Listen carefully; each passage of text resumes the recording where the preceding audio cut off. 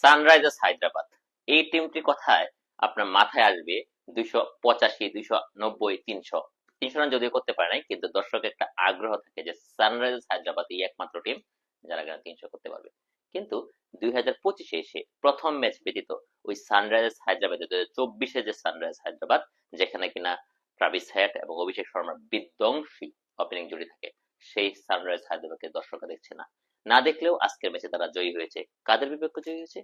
Point টেবিলে একবারে তলানির team Chennai super কিংসের বিরুদ্ধে আজকে জয়ী হয়েছে।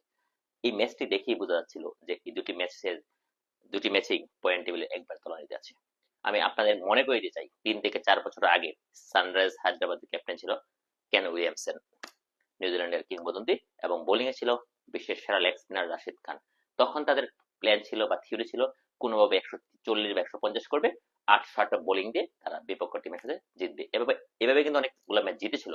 ভুবনেশ্বর কুমার ছিল তাদের দলে, ভালো একটা মানে মোটামুটি বোলিং স্পিড ছিল। কিন্তু এরপরে সানরাইজ হায়দ্রাবাদ চিন্তা করলো যে তাদের ব্যাটিং টিম শক্তিশালী করা হোক, এবং সেই শক্তিশালী কিন্তু 2024-এ দেখেছে, কিন্তু 2025-এ দর্শকদের মন জয় করতে পারছে না।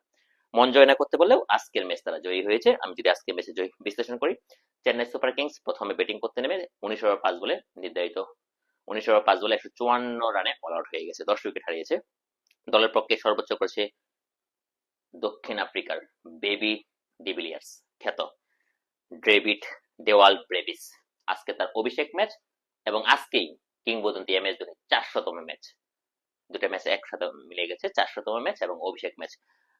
ব্রেভিস আজকে ম্যাচে 25 বলে 42, 168 স্ট্রাইক রেট, এবং ব্রেভিস যে আউট হয়েছে কামিন্দু মেন্ডিস আজকে জয়েন নাই, কিন্তু আমার মতে কামিন্দু মেন্ডিস যদিও এখনো ম্যান অফ দ্য ম্যাচ দেয় নাই, তবে হয়তো বা কামিন্দু মেন্ডিস হবে, কারণ সুপার একটা ক্যাচ ধরেছে, এবং এই ক্যাচ এবং পার্টনারশিপে যে জয় সবটাই অবদান ছিল কামিন্দু মেন্ডিসের।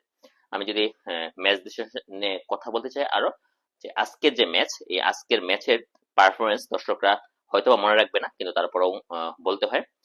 154 রানের মধ্যে সানরাইজ হায়দ্রাবাদের হার্ষাল প্যাটেল 4 উইকেট নিয়েছেন এবং জয়দেব পনারকার 2 উইকেট নিয়েছে। জবাব দিতে নেমে যথারীতি অভিষেক শর্মা 0 রানে আউট।